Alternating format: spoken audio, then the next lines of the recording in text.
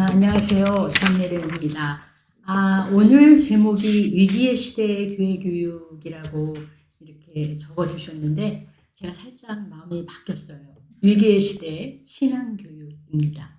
왜냐하면 우리가 사실은 저는 1990년 후반에 캐나다로 유학 가서 캐나다에서 이민하고 살다가 5년 전에 계기가 되어서 한국에 와서 신학대 학생들을 가르치고 글을 쓰고 교회에서 사역을 하는 이런 특권을 누리고 있는 사람 중에 하나인데, 한국에 와서 많은 어른들을 만나보니까 아이들이 경쟁 위주의 한국에 살다 보니 교회 주일학교 겨우 보내놓고 어른이 되었는데 우리 아이가 교회를 안 나와요. 나랑 같이 좀 주일 신앙생활 했으면 좋겠는데 예수 안 믿는 배우자를 데리고 와요. 어떻게 하면 좋아요? 이런 얘기들을 하실 때 저는 무슨 생각을 하냐면, 항상 원인이 있으면 결과가 있거든요. 근데 여러분, 일주일이 168시간입니다. 그 168 중에 아이들이 주일학교에서 내가 어렸을 때부터 교회 생활을 시켰다 할지라도 168분의 1시간을 교회에서 보내는 거예요. 그렇게 교육을 하고 우리 아이가 어른이 되어서 우리가 찬양하듯이 이렇게 험한 세상의 풍파에 휩쓸려 그 안에서 휘몰라치는 쓰나미 속에 사는데, 우리 아이가 크리스찬 한국 기독교 3세대가 말씀으로 똑바로 서야 합니다라고 말하는 건 누가 봐도 억지입니다. 그래서 저는 168분의 1시간에 의존하는 우리 크리스찬들에게, 나에게, 특별히 여기 모이신 영적 지도자가 되실 분들, 이미 영적 지도자인 분들, 저같이 부족하지만 이렇게 하나님이 쓰시고자 세우는 종들에게 이것만으로는 충분하지 않습니다. 우리 좀 정신 차립시다. 알람을 좀 켜고 싶어요. 우리 한국에서 쓰는 영어 중에 가장 많이 틀리게 쓰는 말 중에 하나가, 계속 귀에 거슬리는 말 중에 하나가 골든타임이에요. 골든타임이란 말은 영어에 없어요. 골든 아워라는 말밖에 없어요. 골든 타임이란 말은 아주 그 시간에만 써야 가장 유효한 시간이에요. 특별히 여러분이 메디컬 드라마를 보시면 골든 타임을 놓쳤어, 그래서 치명적이야, 이런 말을 하잖아요. 근데 골든 타임이라는 말은 영어 골든 아워인데, 저는 지금이 한국 기독교 신앙교육이 혁신해야 될 때라고 생각해요. 그 이유는 지금이 가장 중요한 요 시기에서가 아니라, 지금 하지 않으면 이제 교회는 사라져요. 이제 교회는 없어져요. 한국의 많은 연구자들이 이제 연구한 연구 논문에 의하면 한국의 교회의 70% 이상은 30년 내에 다 문을 닫고 없어진대요. 근데 여러분, 이렇게 말하면 굉장히 남의 얘기같이 들리실 거예요. 근데 저는 그걸 직접 눈으로 경험했어요. 제가 1990년에 유학을 갔는데, 제가 처음 유학 갔을 때만 해도 캐나다의 백인 교회들이 엄청 왕성했어요. 그래서 저 같은 이민자들은 건물이 없어서 서양 사람들이 오전에 예배를 드리고 나면 교회를 빌려서 오후에 예배 겨우 드렸어요. 그래서 교인들이 모여서 코이노니아, 지금처럼 뭘 좀 먹고 싶어도 냄새 난다고 뭐라 그럴까봐 밥도 못 해먹고 눈치 보고 막 그랬어요. 근데 조금 세월이 흐르니까 그 백인들이 어떻게 해요? 교회에서 한 사람 한 사람 떠나요. 언제부턴가 보니까 교회를 빌렸으니까, 저는 교회를 빌렸으니까 교회 주인인 백인들하고 회의할 때 보면 언제부턴가 여러분 같은 젊은 분들은 한 분도 안 계시고, 손 떨려서 지팡이 짚고 온 할머니들만 남아, 할아버지만 남아. 그러더니 교회가 하나하나 이민교회가 샀어요. 여기까지는 좋았어요. 근데 2000년이 되니까 모슬럼들이 그 교회를 사요. 공장들이 그 교회를 사요. 교회들이 없어졌어요. 저는 제 눈앞에서 분명히 이러한 현상들을 직시했어요. 그리고 제가 5년 전에 한국에 와서 교회에 갔더니, 저희 교회가 재적이 1000명이고 출석 인원이 700명인데 수요 예배 가면 조금 거짓말하면 나이 드신 권사님, 장로님 말고 별로 없으세요. 요령화 물론 한국 인구가 초고령화되는 것도 있지만 다른 말로 하면 젊은이들은 다 어디 갔어요. 심지어 주일 예배에 저희 교회 장로님들이 15, 20명 정도 되실 텐데 그분 자녀분들이 교회에 계신 거 저 별로 못 본 것 같아요. 이러한 현상을 우리가 목도하면서 거기에다가 팬데믹이라고 하는 1968년에 홍콩 독감, 그 다음에 2009년에 사스 독감, 그 다음에 이제 2020년에 코로나를 팬데믹이라고 하는데 이러한 팬데믹의 부상과 확산과 재확산 과정에서 우리는 여러 가지 사회 현상을 여러분이 보시게 되었을 거예요. 그리고 팬데믹이라고 부르는 것은 그 누구도 제외 없이 다 영향을 받고 있다는 거예요. 다 혼란스럽다는 거예요. 다 무섭고 다 두렵다는 거예요. 저는 아들이 뉴욕에 살고 딸이 토론토에 살고 남편과 저는 서울에 살아요. 근데 뉴욕도 힘들고 토론토도 힘들고 서울도 힘들어요. 이런 상황에서 우리 한국 교회가 가장 괄목해야 될 현상이 무엇인가? 이 문제를 팬데믹 시대, 포스트 코로나 시대에 신앙교육을 어떻게 할 것인가로 한번 연결해 보려고 해요. 우리가 가장 주목해야 할 일은요. 포스트 코로나가 일어나고 난 다음에 사회의 많은 사람들이 기독교 교회에 대해서 불신을 대놓고 하기 시작했어요. 그리고 우리 내면적으로는 교회가 이렇게 힘이 없구나. 기독교 신앙이 이렇게 힘이 없구나. 이런 걸 속으로 살짝 말하지 못하고 느끼게 되었어요.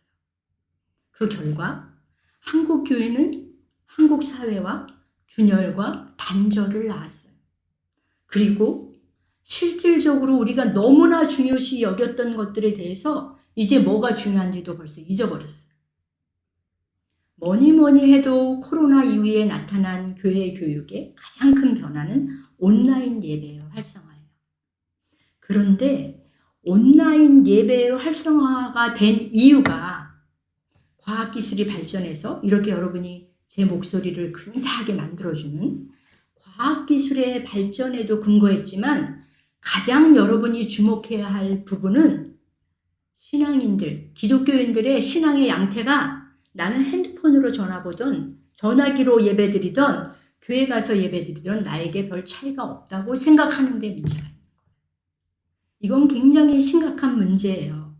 이제는 온라인 예배와 교육이 일시적인 대안을 넘어서 명실상부하게 이제 교회의 뉴노멀로 나타났는데 이것의 문제는 그동안 모든 교회가 가장 중요시 여겼던 주일 예배에 대한 의미가 사라진 거예요.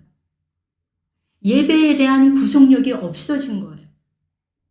그 다음에 1500년 동안 우리 조상들부터 기독교를 세우기 위해 그렇게 헌신하시고 순교하셨던 분들의 은혜로 1500년 동안 신앙 공동체의 응집력을 중심으로 지켜왔던 교회라는 공동체의 물리적인 의미가 이제 사라졌어요. 더 심각한 건 이제 주일 예배에서 이탈하는 인구가 늘어나고 있다는 거예요. 주일 예배 안 드려요. 저는 교회에서 30, 40대를 담당하는 전도사예요. 30, 40대. 그 이유는 새 세대를 만들어 나갈 30, 40대를 교육하고 결혼 교육하고 부모 교육해서 한번 혁신해 보자. 지금이 골든 아워다. 지금도 하지 않으면 우리는 이제 다 떠난다. 그래서 그 그룹을 맡아서 하는데 2년이 됐잖아요. 우리가 비대면 예배 드린 지. 이제 전화하면 예배 안 드려. 처음에는 주일 예배 못 가서 너무 섭섭해요. 뵙고 싶어요. 그러다가 이제 핸드폰으로 드려도 되니까 뭐 시간이 세이브돼요. 이제는 어떻게 해요? 무슨 개그 코미디 이런 거 틀어놓고 옷 아무렇게나 입고 왔다 갔다 하듯이 예배를 그렇게 드려요. 또 어떻게 예배를 드려요? 애기들 유치부 예배 드린 걸로 대신해요. 이렇게 점점 주일 예배에서 이탈하는 인구가 늘어나고 있다는 말씀입니다. 그러면 우리가 이제는 신앙도 핸드폰으로 배우는 시대가 있어요. 우리가 여기 젊은 세대는 잘 모르겠는데 여기 조금 나이가 있으신 분들은 물론 젊어 보이시지만 우리가 글로만 배워서 실제로 할 때 못하는 거 많잖아요. 글로만 배운 세대라서 못하는 거 많잖아요. 근데 이제 요즘 애들은 신앙도 핸드폰으로 체득한단 말이에요. 그러면 우리는 신앙도 핸드폰으로 배우게 될 세대들을 향하여, 아니면 우리의 신앙을 각자 도생하면서 핸드폰으로 신앙을 유지해야 한다면 무엇을 어떻게 혁신해야 그래도 그 아이들에게 영성의 좌표를 제시할 수 있을까? 이건 분명히 계속 기도하고 계속 고민하고 계속 꾸준히 실천해야 되는 영역이라고 생각해요. 그런 의미에서 저는 기독교 신앙교육의 변화를 형식의 변화가 중요하다고 생각하지 않아요. 무슨 얘기냐? 경건의 모양처럼 대면 예배냐 비대면 예배냐, 이 교회에 가서 드리냐 가정 예배냐 사회 예배냐 또는 교회 교육이냐, 형식이 아니라 그 교육 안에 무엇을 담았느냐, 경건의 모양이 아니라 경건의 내용을 우리는 무엇으로 할 것인가를 고민하고 그것을 우리는 채워나가야 된다고 저는 생각해요. 지금 여기에 교회 사정을 제가 잘 모르지만 여러분이 담당하고 계신 교회나 이 방송을 듣고 계실 교회 지도자분들에게 다 알고 계신 내용이겠지만 요즘의 아이들은 이렇게 묻는데요. 제가 이 얘기를 듣고 굉장히 놀랐는데, 제가 지난 여름에 참 은혜로 아주 좋은 교수님들과 부모교육 교재를 만들었어요. 그러면서 많은 교회들, 동네별로 교회들이 앙케이트 조사하고 막 이러면서 제가 굉장히 놀라운 사실을 알게 됐는데, 요새 아이들은 4학년이 딱 되면 묻는데요. 엄마, 나 이제 교회 언제 끊어? 왜? 아이들이 저학년 때는 피아노 배우고 태권도 배우고 바이올린 배우고 이러다가 수영 배우다가 4학년이 되면 그때부터 공부를 하기 때문에 공부에만 몰빵하기 때문에 엄마, 나는 이제 주일학교 언제 끊어? 이렇게 묻는 세대라는 거예요. 이런 얘기를 들으면 저는 오 주여, 우리는 공부한 사람입니다. 이런 대답이 나오고, 천부여 의지 없어서 손들고 옵니다. 이 찬양이 저절로 나와요.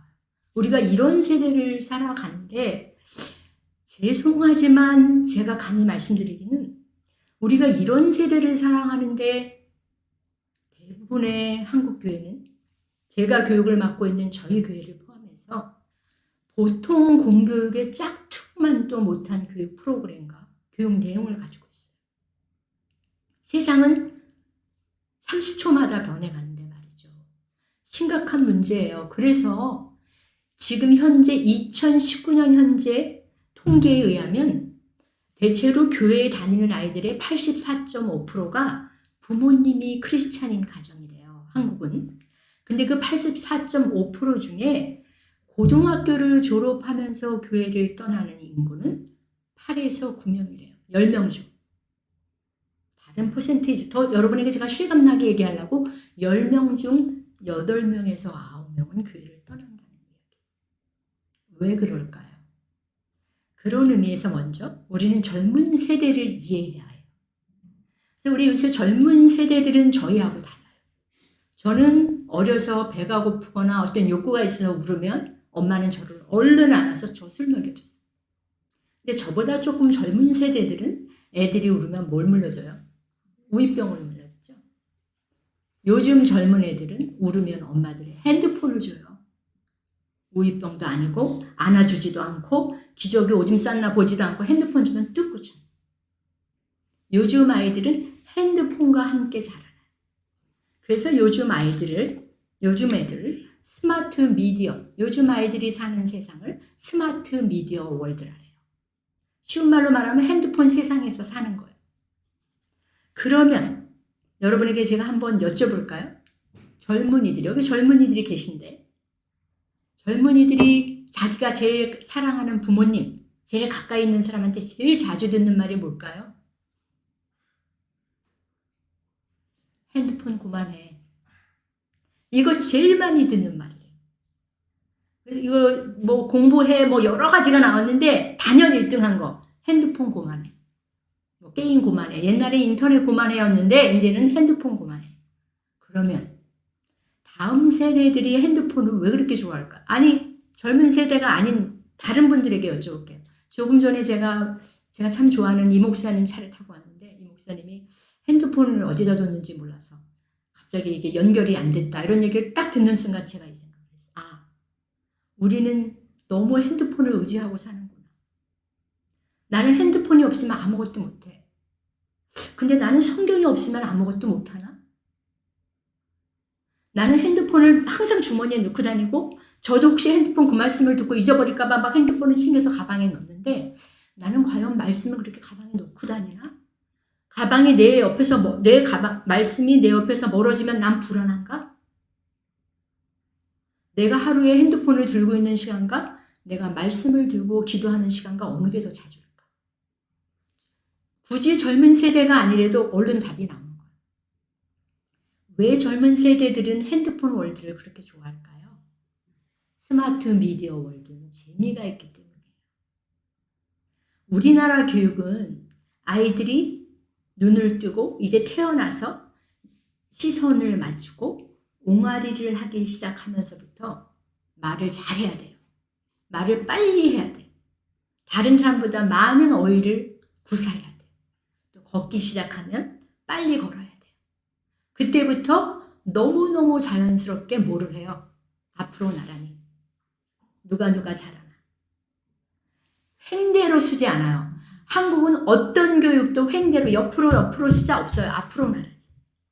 그런 교육을 받은 젊은 세대들에게 공교육은 아니면 신앙교육의 장인 가정이나 교회나 학교나 기독교적인 대안학교에서도 우리 옆으로 서보자 하지 않아요.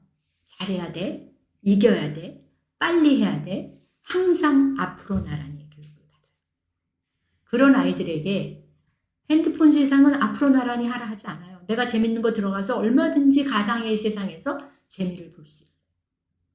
그러니 아이들은 핸드폰 세상이 너무 좋아요. 두 번째 스마트 미디어 월드가 중요한 이유는 익명성이에요. 우리 모두는 이름 석자가 있어요.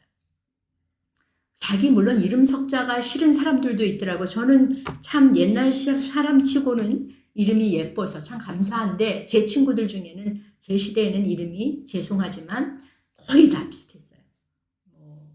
여기 혹시 계실지 모르지만 순자 돌림 아니면 자자 돌림 또 그것도 아니면 엄년이 감난이 이렇게 이름이 차남이 이름이 막 그랬어요. 또 제 친구 중에 하나는 이름을 자기도 모르는 이름을 이 동네 이장이 올려가지고 초등학교 1학년 때 계속 대답을 안 했대요. 자기 이름인지 몰라가지고 이런 친구도 있고 막 이래요. 근데 사실은 우리가 태어나면서 우리의 고유의 이름 외에도 우리 한국이라는 특별한 이 상황은 계속 이름표를 붙여줘요. 옹알이 빨리 한 아이, 말 빨리 한 아이, 말 잘하는 아이, 말이 늦은 아이, 달리기 잘하는 아이, 잘 넘어지는 아이, 산수 잘하는 아이부터 시작해서 얼짱인 아이, 몸짱인 아이, 그것만 하나요? 어느 동네 사는 아이, 아버지가 누구고 엄마가 누구고 계속 이름표가 붙여져요. 꼬리표가. 좋은 학교 나온 아이, 밥을 많이 먹는 아이, 계속 꼬리표가 붙여져요. 그러니까 내가 진짜 누구인지 모르는 상황에서 너무 많이 사람들에 의해서 내 이름표가 붙여져요. 그런데 스마트 미디어, 핸드폰 여기는 뭐예요? 닉네임 하나 찍 하면 들어가잖아요. 그 다음에 제일 중요한 거예요.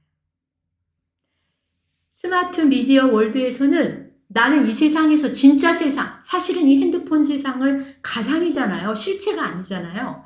가상의 세상에서는 나는 이 땅에서는 한 번도 잘해요 이런 소리 들어본 적이 없는데 뻑 하면 사람들이 좋아요 눌러줘. 최고예요 눌러줘. 난 한 번도 우리 엄마한테 최고예요. 좋아요 이런 소리 들어본 적 없는데 나는 우리 교회에서 우리 선생님이 진심으로 영혼 없이 그냥 잘했어 말고 야 너 정말 최고야. 넌 진짜 잘할 거야. 선생님 그걸 정말로 믿어. 립 서비스 말고 또는 어떨 때 교회에서 한번 해봅시다. 연습해봐요. 이럴 때 말고 진심으로 그런 말을 들어본 적이 없는데 나는 이 스마트 미디어 월드에 가니까 나한테 좋다는 사람들이 있는 거야. 심지어 팔로워들이 있어. 심지어 최고예요 하고 하트를 날리는 사람들이 있어. 그러니 젊은이들은 스마트 미디어 월드를 이렇게 좋아하는 거예요. 그럼 우리 신앙교육의 장인 가정과 교회는 어떻게 했을까요? 가정. 교회를 가지고 얘기해 볼까요? 아이들은 태어나면서부터 신체적으로, 정서적으로, 여러분이 1강에서 신체에 대해서 얘기하셨던 것 같은데, 신체적으로, 정서적으로, 감성적으로, 도덕적으로, 신앙적으로 계속 성장해요. 성장하는 자신에 대해서 교회는 알게 해줘야 돼요. 너는 이런 사람인데 지금 이렇게 자라나고 있어. 그래서 이런 건 너무 당연한 거야. 이렇게 자신의 욕구에 대해서 알 수 있게, 나는 어떤 욕구가 생기지? 나는 어떤 게 관심이 있지? 나는 어떻게 말씀 들을 때 좋지? 예를 들어볼까요? 어떤 사람은 찬양할 때도 막 이렇게 해야 찬양한 것 같고 속이 시원해요. 근데 어떤 사람은 찬양할 때 조용히 눈을 감고 조용히 연주곡을 들어야 마음이 편해요. 어떤 사람은 기도할 때도 취하삼창하고 기도를 해야 속이 뚫리고 하나님이 내 안에 불같은 성령이 오신 것 같아요. 또 어떤 사람은 그러면 산만하고 정신 사나워서 기도가 안 돼요. 이런 나의 욕구에 대해서 교회는 알도록 도와주지 않았어요. 그런 거 상관없어. 네가 그런 거 좋아하던 말든 상관없어. 목사님이 쥐아삼짱하면 우리 교회는 다 삼짱해야 돼. 이렇게 교육했어요. 그리고 그러지 않으면 넌 신앙이 없는 거야. 빨리 그렇게 기도해야지. 이렇게 가르쳤어요. 그러다 보니 어때요? 진짜 내가 뭘 좋아하는지, 나는 어떤 영성을 가진 사람인지, 나는 이렇게 교회에서 앉아서 말씀 듣는 것보다는 밖에 나가서 불쌍한 사람을 돕고 정의를 위해서 외치고 이런 걸 할 때 난 살아있는 것 같은데, 난 앉아서 무조건 우리 목사님은 성경 공부가 중요하다 하시니 성경 공부만 매일 해야 되나? 그럼 나는 자꾸 밖에 대해서 관심이 있고 정치에 관심이 있고 저 부정한 사람들에게 뭘 해주고 싶고, 그럼 나는 신앙이 너무 안 좋은 사람인가? 이래서 내 생각과 내 욕구를 어떻게 해요? 누르고 저항하고 무시하도록 교육받았어요. 그래서 나중엔 결국 어떻게 해요?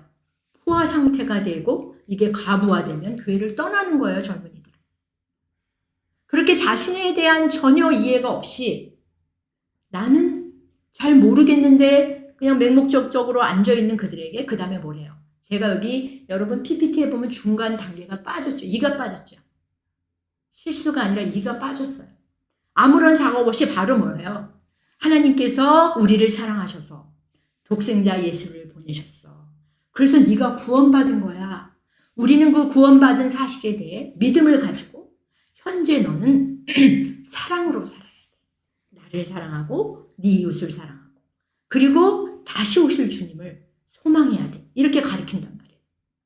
그럼 아무런 선 작업이 없는 상태에서 믿음과 소망과 사랑을 아무리 강조해도 그래서 뭐 어쩌라고, so what, 뭐 어쩌란 말이야, 이렇게 됐다는 거예요. 그래서 눈비가 오고 바람이 부는 위기의 시대가 되면 자기 신앙이 각자 도생해야 되는 상황이 됐을 때 신앙이 기독교인답게 살도록 이끌어내지 못했다는 말씀입니다. 그러면 어떠한 경우에도 코로나 전이든 코로나와 지금 함께 가던 코로나 후에든 어떤 경우에도 지속 가능한 신앙교육, 영성교육 안에는 무엇이 들어가야 할까요? 참 사람이요, 마음으로 열심히 연습한 거는 내가 안 그래도 다시 그 자리에 와요. 제가요, 여러분에게 몸이 그런 것도 여러분 있으시죠? 어떤 상황이 되면 여러분 중에 뭐 이 교회 친구들은 안 그러실 것 같은데 목사님 설교만 딱 하시면 눈 감는 분들 계세요. 그러면 재밌는 설교건 재미없는 설교건 눈을 감아요. 또 어떤 부모님들은 아이들이 얘기하기 시작하면 괜히 칼질하고 하면서 끝까지 안 듣는 분들이 있어요. 이게 뭐예요? 몸과 마음의 간식이에요. 젊은 스마트 미디어 월드를 좋아하는 젊은 세대들이 이 땅에서 자기 존재감을 맛을 못 보니까 스마트 미디어 월드로 갔잖아요.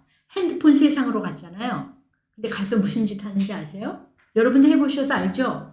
블로그나 페이스북이나 SNS를 통해서 뭐예요? 나 이렇게 맛있는 거 먹었다. 나 이렇게 비싼 가방 샀어. 나 어디 합격했다. 내 남친 쩌네. 이렇게 멋져. 이런 걸 막 자랑하기 시작하는 거예요. 그러면 다시 그 SNS 월드는 또 어떤 세상이 돼요? 다시 일렬종대 세상이 돼요. 그러면 그렇게 비싼 가방을 사지 못한 사람은 필요 없는 열등감에 빠져요. 좌절하게 돼요. 그렇게 좋은데 합격하지 못한 사람은 어떻게 돼요? 자존감이 낮아져요. 그뿐이에요. 우리 젊은 세대의 가장 큰 문제 중에 하나가 왕따잖아요. 사회의 가장 심각한 문제. 저는 한국에 와서 정말 놀랐어요. 제가 그 1학년 학생들을 제가 항상 가르칠 때 첫 시간에 그걸 하는데, 자기가 고등학교 때 어떤 생활을 했는지, 요즘은 신학대학도 교회 안 다니는 학생이 훨씬 많아요. 일반과가 많기 때문에. 그래서 학생들에게 내가 고등학교 때 생활했던 것들을 2페이지로 자기 전의로 한번 써서 내보라래요. 여러분 놀라실 텐데 애들이 둘 중에 하나예요. 함부로 애들은 남을 왕따시킨 애들. 함부로 애들은 나는 왕따 당한 경험이 있는 애들. 다른 말로 하면 여기 계신 분의 자녀는 극단적으로 말하면 왕따 시켰던지 왕따 당한 경험이 있는 거예요. 우리 애들은 그런 경험이 없어요. 그건 둘 중에 하나죠. 내가 말을 안 했던가? 아니면 내가 잘 안 들었던가? 만약에 젊은 세대 중에 그런 경험이 없으신 분이 계시다면 you are so lucky. 정말 운이 좋은 경우예요. 이렇게 왕따하는 이런 세상에 있던 애들이 다시 스마트 미디어 월드에 가서 무슨 짓 해요? 카톡 과목 막 이런 거 하잖아요. 여러분 카톡 과목이 뭔지 아세요? 단톡에다 애들 다 초대해놓고 내가 이 사람을 싫어하면 걔만 빼놓고 계속 얘기하는 거예요. 그럼 걔가 카톡에서 나가죠? 그럼 또 다시 카톡에 또 초대해요. 그럼 걔만 빼놓고 계속 자기네끼리 떠드는 거예요. 걔가 나가면 또 초대하고. 이렇게 젊은이들은 이 땅에서 살아있는 이 리얼리티에서 싫었던 것을 가상현실인 스마트 미디어 월드에 가서 좀은 자유롭게, 좀은 행복하게, 좀은 평화롭게 자존감 있게 살고 싶었는데 다시 스마트폰 세상에 가서 똑같은 짓을 하고 있단 말이에요. 그래서 어떻게 해요? 허전한 마음으로, 좌절한 마음으로 핸드폰을 들고 우울해진 마음으로 교회 앞을 서성이고 있다고 한번 여러분 생각해 보세요.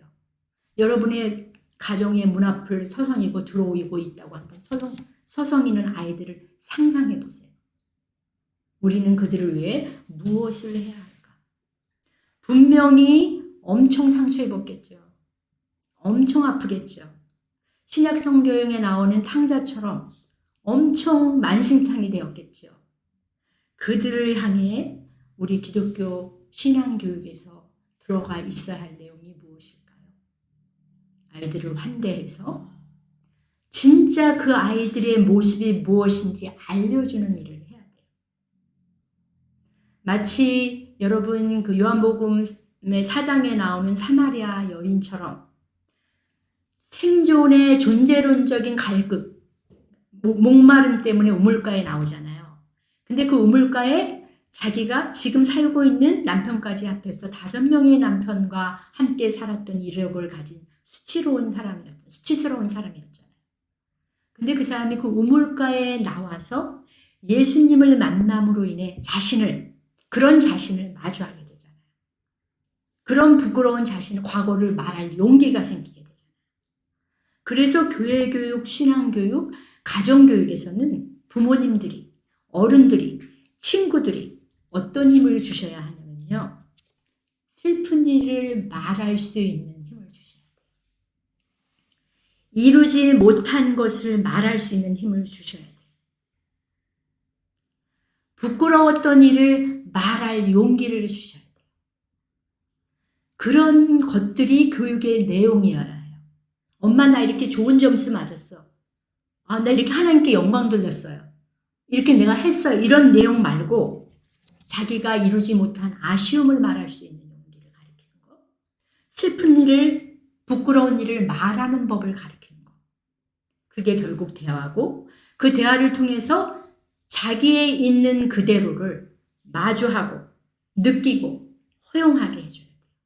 그래서 내가 아닌 남으로 가짜로 사는 게 아니라 나로 살도록 해야 돼요. 저는 성경에 여러 번 바리새인, 위선자, 여러분 알다시피 바리새인을 위선자라고 영어로 표현도 많이 하는데 저는 잘못하면 우리가 신앙의 이름으로 아이들을 위선자로 키워요. 아이들이 자기의 연약한 부분을 내놓도록 말하도록 하는 것이 가정이고 교회가 되지 않으면 연약함을 그대로 인정하고 마주하고 허용하는 것이 교육의 내용이 되지 않으면 아이들은 위선자가 될 수밖에 없어요. 교회의 많은 어른들도 위선자가 될 수밖에 없어요.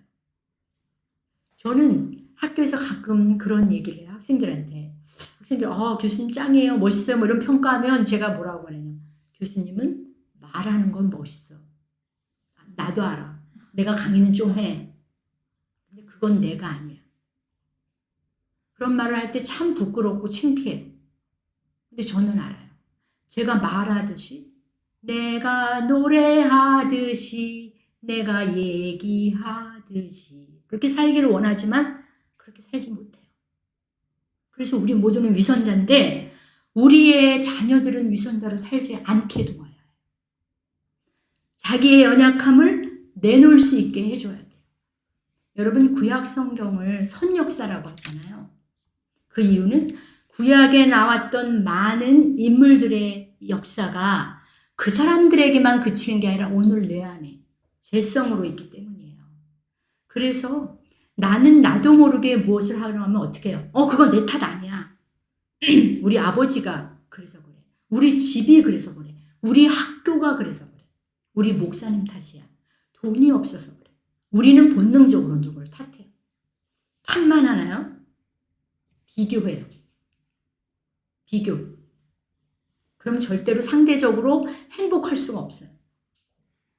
왜냐하면 높은 사람은 자꾸 더 높은 사람만 보고 옆에 뭐 보면 끝이 없기 때문이에요. 상대적인 건 도저히 행복을 갖다 줄 수가 없어요. 그뿐이에요. 비교를 하면 우리는 어떻게 되나요? 우월감에 쩔든지 열등감에 쩔어요. 괜히 대도 않게 우월감에 쩌는 사람들, 너무 잘난 척하는 사람들 심각한 병이거든요. 또 열등감에 쩐 사람들하고도 대화가 안 돼. 왜? 뭐든지 그렇게 해석하니까. 근데 젊은 애들이 그럴 수밖에 없는 거 왜요? 우리 인간이기 때문에요. 인간은 약하고 인간은 죄인이라서 인간 안에 항상 그런 것들이 있는 거예요. 나만 그런 게 아니고 우리 모두가 그런 거예요. 그래서 내 앞에 주어진 내 삶에 책임적인 존재로 서지 않는 한 나는 그렇게 살 수밖에 없어요. 왜? 두려우니까. 왜? 염려되니까. 남들이 나를 우습게 볼까봐 겁나니까. 아니면 나는 부모님이 기대하는 것처럼 하지 못할까봐 겁나니까. 나는 사람들한테 사랑받지 못할까봐 두려우니까. 취직되지 못할까봐 겁나니까. 좋은 학교 가지 못할까봐 겁나니까. 우리 교회에서 무엇이 안 될까봐 겁나니까. 두려우니까. 기본적으로 인간은 불안한 존재예요. 그래서 요한일서인가요? 요한일서의 말씀처럼 뭐예요? perfect love, 그러니까 완전한 사랑만이 perfect love drives out fear. 두려움을 몰아냅니다. 예수 안에서, 예수 사랑 안에서만 우리가 담대할 수 있다는 거예요.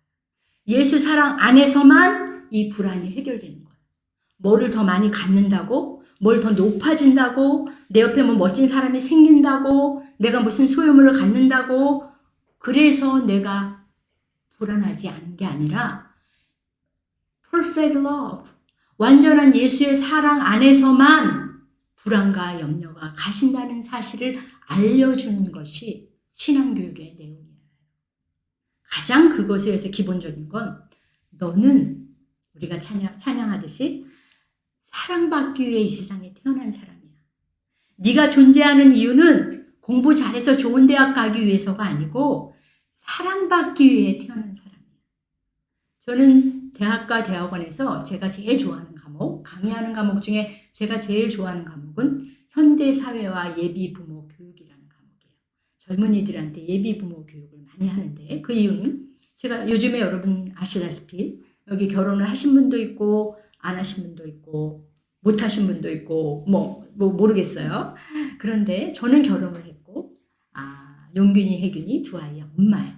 근데 저는 아이들한테 이런 얘기를 해요. 한 남자와 한 여자가 서로 같이 좋아할 수 있는 확률 기적이다. 이건 너무너무 기적이다. 나는 A를 좋아하는데 B는 나를 좋아해. 아니면 나는 A를 좋아하는데 아무도 날 안 좋아해.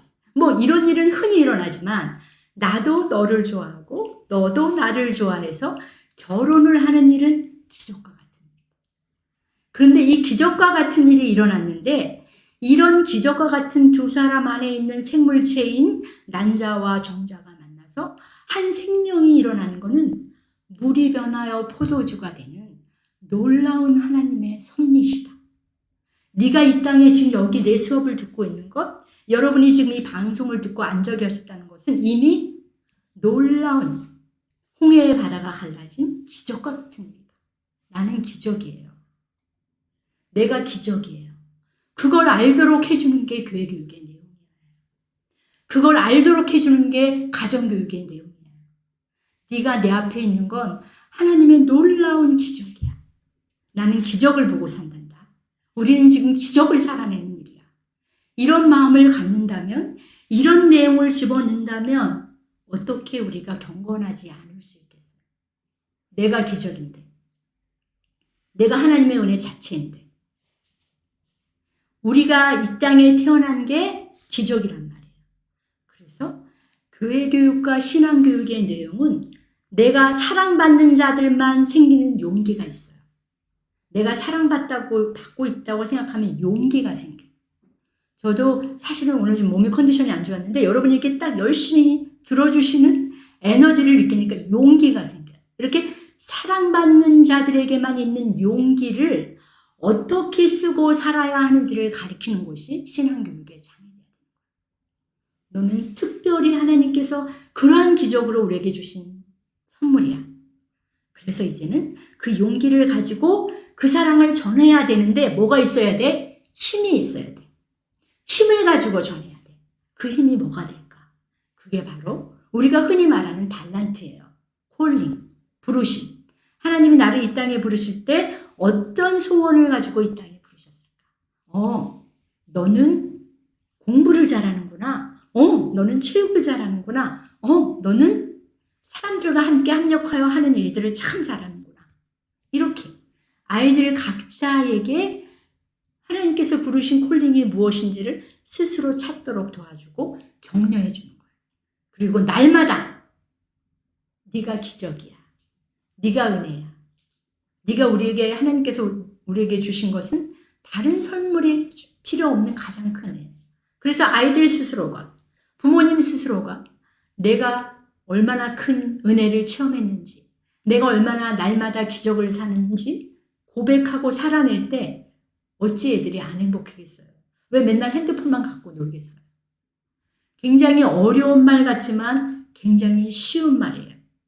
그래서 이제 더 이상 아이들을, 여러분 영화, 드라마 보시면 여러분 대체로 드라마 잘 보시는지 모르겠는데 매일 기도하시고 말씀만 보시느라고 드라마 안 보시겠지만 저는 드라마를 참 좋아해요. 특히 저는 외국에 오래 살아서 한국이 그립고 한국에 오고 싶을 때마다 한국 드라마를 많이 봤어요. 저는 드라마를 참 좋아해요. 근데 저는 드라마를 볼 때 항상 그 드라마를 쓴 사람을 보고 드라마를 봐요. 어떤 작가가 썼느냐. 근데 드라마나 영화를 보면 여러분 이거 있죠. 행인 1, 행인 2, 행인 3. 여러분의 자녀들을, 여러분의 성도들을, 여러분 자체를 행인 1, 행인 2, 행인 3으로 만들지 마세요. 하나님은 그렇게 만드신 적 없으세요. 우리를 우리 삶의 작가요, 주인공으로 만드셨어요. 아이들에게 수동적으로 너는 저때로 지나가, 넌 이때 이렇게 나와, 넌 요때로 학원 가고, 넌 교회 와서 여기 앉아있어. 아니고 아이들 스스로 자기 삶을 주체적으로 살 수 있도록 도와줘야 되는 거예요. 너 그냥 이때 지나가, 들어가, 말 없이 앉아있어. 이거 아니고, 구경꾼 아니고, 행인 1, 행인 2, 행인 3 아니고 주인공으로 살 수 있도록 도와주셔야 돼요. 그게 바로 기독교인의 정체성이에요. 근데 일반 교육과 신앙 교육의 차이는 일반 교육에서도 학생을 수동적인 존재로 해서는 안 됩니다. 능동적인 주체로 해야 됩니다라고 강조해요. 그러나 신앙 교육의 차이는 뭐예요?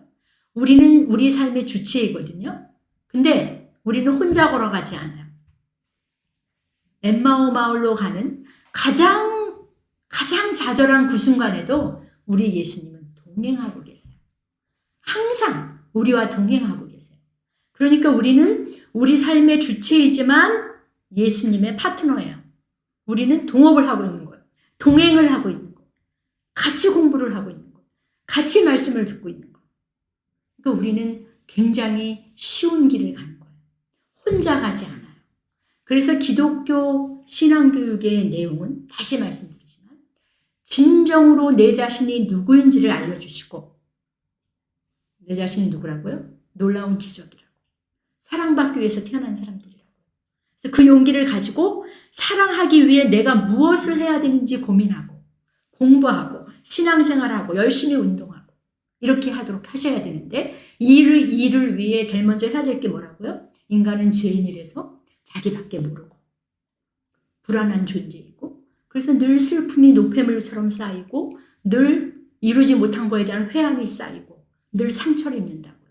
그래서 어떤 사람들은 그걸 트라우마라고 상처라고 나 상처받았어 이런 얘기들을 하는데, 그 상처가 아니라 내 안에 인격의 그늘이 생기는 거예요.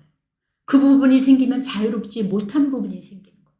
똑같이 말하다가도 그 시간이 되면 살짝 열등감이 생긴다든가, 똑같이 말하다가도 어떤 부분이 있으면 괜히 잘난 척을 한다든가 이렇게 되는 거예요. 열등감도 병이고 잘난 척도 병이에요. 근데 병은 뭐예요? 고칠 수 있는 거예요. 어디 안에? Perfect love. 완전한 예수의 사랑 안에서만 우리가 불안하지 않기 때문에 해결된다는 거예요. 잘난 척하는 거, 좌절감에 빠지는 거, 열등감 빠지는 거 다 뭐 때문이라고요? 불안감 때문이에요. 알 수 없는 미래에 대한 불안감. 사랑받지 못할까 봐 불안감. 내가 제대로 우리 흔히 말하는 이렇게 해야 된다는 어떤 거에 못 만날까 봐 하는 두려움. 불안감. 일어나지 않은 거에 대한 염려. 여러분 한번 잘 생각해 보세요. 성경에는 염려하지 말라, 걱정하지 말라 엄청 열심히 말씀하신 이유가 왜 그러겠어요? 2000년 전에도 아테네 그리스 사람들도 소크라테스, 플라톤 이런 사람들도 맨날 걱정했었나 봐요. 그러니까 걱정하지 말라는 거예요. 지금 우리만 걱정하고 사는 게 아니에요. 저만 코로나 이 오미크론 때문에 TV 보다가 뉴욕이 막 많이 발발했다면 우리 아들 어떡하나. 또 캐나다에 뭐가 어땠다면 저도 매일 이러고 살거든요. 근데 주님께서 말씀하시잖아요. Perfect love. 완벽한 사랑은 drive out fear. fear를 drive out 해버린다고요. 그래서 신앙의 내용 안에 우리는 그런 존재임을 말하고 말할 수 있는 용기를 주고 진짜 내가 누구인지. 난 찌질한 사람이 아니고 기적같이 이 땅에 온 사람이고 하나님은 나를 너무 기대하고 있는 그런 사람이야. 나 이런 사람이야. 내가 짱이야. 이렇게 교육을 하는 것이 가정이어야 하고 교회여야 하는 거예요. 근데 사실은 여러분이 너무 잘 아시겠지만 먼저 교육을 하는 내가, 엄마가, 아빠가, 목사님이, 어른들이 예수와 인격 안에서 그래 나는 이래, 나는 이런 사람이야, 난 이렇게 행복해 이렇게 보여줘야지. 언어를 매개로 얘야 너는 하나님의 선물이란다. 그리고 이렇게 갑자기 찬양팀 나와서 우리 찬양하시겠습니다. 옆에 분 보시고 사랑합니다. 얘기합시다. 빠이빠이. 그리고 나가면 그 교육, 언어를 매개로 지식 전달에 치중했던 그간의 기독교 교육의 한계를 여러분은 이미 많이 경험하셨을 거예요. 그래서 저는 우리가 신앙의 교육의 장에서 어떤 내용, 경건의 내용을 가지고 앞으로 교육할 것인가? 아니면 내 스스로가 어른이지만 어떻게 성찰하면서도 하나님의 장성한 분량에 참 성숙한 기독교인으로 갈 것인가라는 고민을 하실 때 먼저 하나님 앞에서 내 자신이 어떤 사람인지 영적 정체성을 먼저 여러분이 가지셨으면 좋겠어요. 근데 그 영적 정체성은 주님과의 두 인격적인 관계를 통해서만 만날 수 있어요. 그래서 주님과의 관계성을 통해서 내가 정말 주님께서 정말 나를 위해서 십자가에 돌아가셨다는 것, 나 때문에 십자가에 돌아가셨다는 놀라운 구원의 역사가 내 이야기가 될 때, 내 신앙 고백이 될 때 내 삶이 변화되고 그것이 교육의 내용이 되어야 해요. 그러면 이제 포스트 코로나 시대에 특별히 여러분 지금 사회적 거리두기라는 이런 차원에서 우리 모두가 영적으로도 교회하고도 거리가 멀고 나도 왠지 말씀의 자리에 와서 아무 때나 와서 말씀 보고 기도하고 함께 친교하고 이러다 이런 걸 안 하다 보니까 내 영적인 상태 나도 굉장히 멀어진 것 같아요. 그리고 그렇지 않아도 현대의 사회를 사는 젊은이들은 혼밥, 뭐 교회 다니셔서 안 하시는지 모르겠지만 혼술, 물도 혼자 먹고 커피도 혼자 먹고 또 뭐든지 얘가 다 얘기해 주잖아요. 어디 가서 밥 먹을까 가르쳐주고 시키면 혼자 가져와서 혼자 먹고 이렇게 혼자 고립이라는 생활을 참 많이 해요. 그래서 제가 3, 40대를 교회에서 사역하는데 결혼 안 한 사람들이 참 많아요. 근데 결혼 왜 안 하냐고 물어보면 대체로 죄송해요. 이걸 나눠도 되는지 모르겠는데 제가 어느 교회라고 얘기를 안 했으니까 괜찮은 거겠죠. 왜 내가 열심히 돈 벌어서 딴 사람하고 나눠 가져요? 내가 왜 열심히 지금까지 공부하고 이렇게 해서 했는데 이걸 왜 내가 나눠 가져요? 특히 여성들은 어차피 같이 일하면 나는 집에 가서 아무리 남자가 도와줘도 애는 내가 낳아야 되잖아요. 시댁에 내가 뭐 해야 되잖아요. 왜 내가 미치는 장사예요? 물론 언어는 다르게 표현하죠. 여러분 그거 아시죠? 아무리 어린 사람도 바보가 아니라서 말을 아무리 멋지게 해도 그 안에 진심이 없으면 감동이 없어요. 여러분이 아무리 주일학교나 아니면 자녀한테 난 널 사랑해 너 알잖아 아무리 그렇게 말해도 엄마가 지금 내가 시험 못 봐서 화났다는 게 이 안에 들어있으면 사랑이 안 들려요. 진심이. 근데 진심이 뭐냐면 귀찮아 그래서 난 혼자 살겠다는 거예요. 그런 분들이 계세요. 다 그런 건 아닌데. 저는 그런 말을 들을 때 무지 슬퍼요. 저는 태어나서 제일 잘한 게 뭐냐면 결혼하고 아이 낳은 것 같거든요.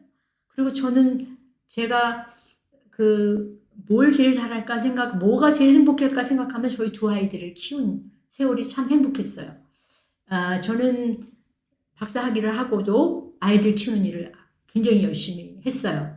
그래서 저랑 같이 박사학위하고 바로 한국에 들어와서 교수님 되신 분들이 뭐 이렇게 일을 많이 하시는 거에 비해서 저는 아직 그러진 않는데 저는 그 시간이 너무 행복했고 저한테 그런 특혜를 주신 하나님께 너무너무 감사해요.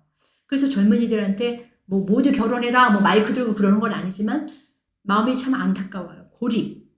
언제부턴가 젊은 사회들이 점점 고립에서 익숙해져요. 특별히 코로나 이후에 고립에서 익숙해졌어요. 교회는 모이기를 힘쓰는 공동체였는데 이제 흩어졌어요. 그런데 제가 여기 여러분에게 고독이라고 썼잖아요.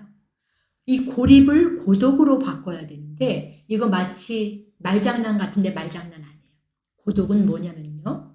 여러분 성경을 읽으시다 보면 제가 이렇게 좀 잘난 척을 하려고 영어를 막 써놓은 게 아니고요. 한국말로는 충분하지 않은데 제가 한문을 몰라요.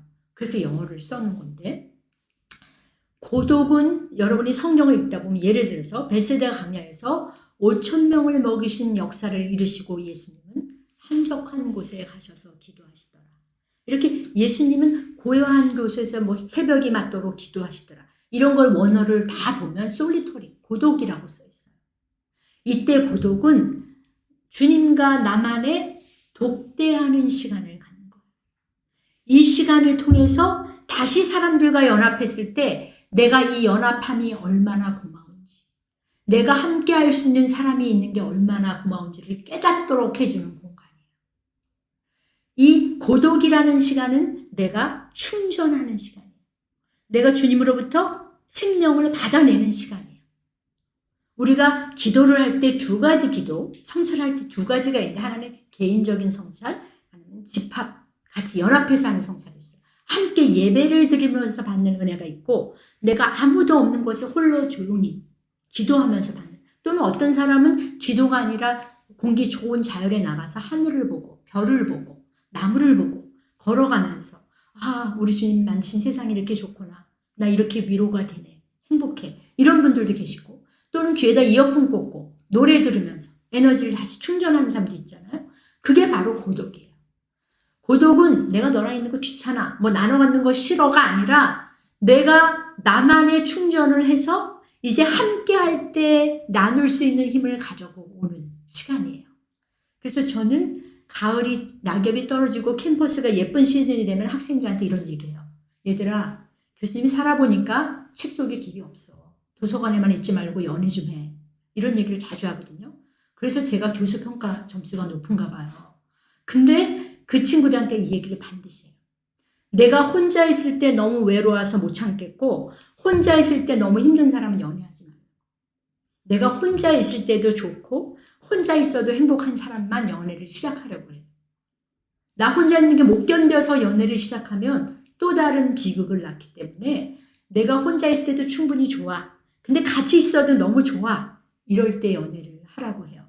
우리 예수 믿는 사람들이 특별히 여러분 요즘에 교회 교인들이나 우리의 자녀들이 고립돼서 있잖아. 사회적 거리두기 때문에. 그 영적인 공간, 우리의 영적인 공간. 여러분 교회를 에클레시아라 그러잖아요. 교회 안에 있는 우리 한 사람 한 사람이 교회이고 이거를 에클레시아 인 에클레시아. 처치 인 처치라고 불러요. 그래서 우리 하나하나 우리 몸이 하나님의 성전이잖아. 그럼 우리 영적인 공간이 우리가 아무래도 신앙적인 공간에 많이 안 가다 보니까 지금 고립되어 있어. 그럼 이걸 고립이 아니라 어떻게 해요? 스위치를 바꿔요. 고독으로 바꾸는 거예요. 주님과의 더 깊은 교제를 통하여서 더 말씀을 읽고 더 기도하며 자리에 나옴으로 인해서 생명이 내 안에 흘러나올 수 있도록 고독의 공간으로 바꿔요. 그래서 우리가 누구랑 연합했을 때 연합에 하나님 안에서 형제자매의 연합이 이렇게 아름답군요 라고 고백할 수 있도록 고독의 공간으로 만드셔야 돼요. 그 다음에 두 번째, 우리가 이제 이 교회 안에 있는 나 안에 있는 나도 포함되고요. 실질적으로 물리적인 공간인 교회도 포함돼요. 이 공간을 어떻게 재창조할 것인가 한 3가지만 이야기해 보려고 해요. 우리가 여러분들 중에 신앙생활을 오래 하신 분일수록 교회가 오래된 전통인 교회일수록 폐쇄적이에요. 개방적이지 않아요. 교회조차도 멤버십이 됐어요. 모르겠어요. 여러분들 교회는 어떤지 멤버십이 돼서 올드 멤버, 뉴 멤버 막 이렇게 서로 끼리 그래서 다른 사람은 도저히 거기를 뚫고 갈 수가 없어요. 마찬가지로 여러분의 영적 공간인 교회, 여러분의 교회 안에 또 다른 교회인 나도 혹시 너무 폐쇄적인 게 아닌가. 우리 주님은 어떻게 하셨어요? 누구나 오라고 여셨잖아요. 그래서 우리도 그렇게 찬양하잖아요. 아무나 오게. 모두를 향해서 내가 편견이나 사심 없이 받아들일 수 있도록 열어야 돼요. 그럴 때에만 하나님의 말씀이 땅끝까지 전해지는 거예요. 너는 오고 너는 오지 말고. 너는 이거는 좋고 이거는 나쁘고. 사실은 그 많은 판단의 근거는 이제 2강에서 잠깐 쉬고 2강에서 말씀드리겠지만 굉장히 위험한 우리의 편견이고 우리의 오해예요. 그래서 그런 부분들에 대해서 우리는 내가 좀 닫혀있구나 열어야지 라고 노력을 하셔야 돼요. 내가 닫혀있는지도 모르시면 안 돼요. 근데 이때 참 중요한 건 경계를 설정하는 게 중요해요. 이게 왜 중요하냐면 우리는 지금까지 교회에서 아니면 내 스스로도 밖에서 만들어 놓은 규칙에 의해서 행동을 했어요. 그래서 우리 교회 다니면 다 같이 이렇게 일치를 시켜야 돼. 교인들은 다 이렇게 살아야 돼. 일치감에 대해서 굉장히 중요시 여겼어요. 근데 일치감은 그 규칙이 밖에서 온 거예요. 그런데 내 내면에서 응대하는 거, 내 내면에서 대답하는 건 일치가 아니고 순종이에요. 진리에 순종하는 거예요. 진리에 순종하도록 해야지 이게 원칙이야, 이걸 따라와 이렇게 해서는 안 되는 거예요. 그래서 우리 영적인 공간인 내 마음, 그 다음 우리 교회에서 무슨 일이 일어날 때 어떤 일을 할 때 사람들이 정말로 혼자 있으면서 영적으로 충만한 사람들이 와서 내 안에 진리에 순종하도록 어떻게 해야 돼요? 프로그램이나 모든 일을 계획해야 돼요. 밖에서 이거니까 무조건 순종, 무조건 일치, 순종이 아니라 순종과 일치는 아주 다른 거예요. 마지막으로 당연히 여러분이 있는 그곳에 여러분이 교회이기 때문에 여기도 교회지만 여러분이 있는 그 어떤 곳에서도 여러분은 어떻게 해야 돼요? 아까 여러분이 지금 여기 있는 것이 기적이듯이 상대가 여기 있는 게 기적이에요. 그렇다면 누구라도 우리는 환대해야 돼요. 누구라도 환대해야 돼요. 영어로 병원이 hospitality인데 hospital이 바로 그 hospitality에서 나온 말이에요. 그러면 병원은 눈이 아픈 사람, 코가 아픈 사람, 암이 걸린 사람, 백혈 누구나 오잖아요. 마찬가지로 여러분의 마음, 이 영적인 공간인 여러분의 교회에 누구나 오도록 해주셔야 돼요. 환대하셔야 돼요. 아무나. 그런데 1강을 마치면서 여러분에게 엄청난 부담을 드리고 1강을 마치려고 해요. 이렇게 뭐 교사의 경건의 형식보단 내용이 중요해서 교육은 내용은 이걸 해야 되고, 그 다음에 교회라는 장소, 영적인 장소이던 교회는 이런 것이 돼야 된다고 사실은 굉장히 길게 해야 할 말을 짧게 했어요. 근데 이런 모든 걸 다 차치하고 뭐니 해도 신앙교육에서 가장 중요한 것은 성서가 추구하는 사람을 만드는 교사예요. 그게 부모가 될 수 있고, 목사님이 될 수 있고, 장로님이 될 수 있고, 아니면 주일학교 교사가 될 수 있고, 저같이 대학에서 가르치는 교수가 될 수 있어요. 그래서 사실은 여러분들도 어린 시절에 내가 누구를 만났느냐에 따라서 내 인생이 바뀐 경험이 있을 거예요. 그 내 인생이 바뀐 경험이 참 좋게도 긍정적이면 너무 좋겠어요. 근데 부정적인 경험도 있어요. 근데 여기서 여러분, 한 가지만 얘기하고 제가 마치려고 하는데, 여러분들이 영적 지도자로서, 부모로서, 선생님으로서 내 자신이 공과책이요, 내 자신이 성경책이 된다는 사실을 잊어서는 안 돼요. 무슨 말이냐면, 아이들에게 여기 제가 히든 커리큘럼이라고 썼는데 숨겨있는 교과 과정인데, 여러분 자체가 누군가의 삶에는 교과서가 되는 거예요. 누군가의 삶에는 공과책이 되는 거예요. 누군가의 삶에는 지도가 되는 거예요. 그런데 뭐가 그렇게 남느냐면 여러분이 한 말이 남는 게 아니에요. 여러분이 평소에 하는 행동, 여러분이 공과 시간에 열심히 강의한 거, 아니면 열심히 설교한 거, 이런 게 아니라 교회에서 어른들이 일을 처리하는 과정, 우리 엄마가 다른 사람, 자기보다 연약한 사람에게 어떻게 하는지, 우리 아빠가 엄마를 어떻게 대하는지, 내가 실수했을 때 어떻게 대하는지, 이런 것들이 아이들에게 뭐로 남아요? 가이드라는, 매뉴얼로 남는다는 사실. 얼마나 무섭고 얼마나 긴장해야 되는 그런 현실인지 모르겠어요. 그래서 여러분 잊지 마시고, 우리가 의도하지 않았던, 우리보다 앞을 살았던 신앙인들의 모습, 부모님들의 모습을 닮고 이미 닮아 있듯이, 또 우리를 따라오는 다음 세대들은 우리가 원턴 원하지 않던 우리를 가이드라인 삼아, 우리를 거울 삼아 그렇게 뒤에 따라오고 있다는 사실을 꼭 기억하시고, 오늘도 화이팅 하셔서 우리 모두 항상 기뻐하고 쉬지 말고 기도하며 범사에 감사하는 삶으로 그 일을 잘 감당하시기를 부탁드리고 원하겠습니다. 1강은 여기에서 마치겠습니다.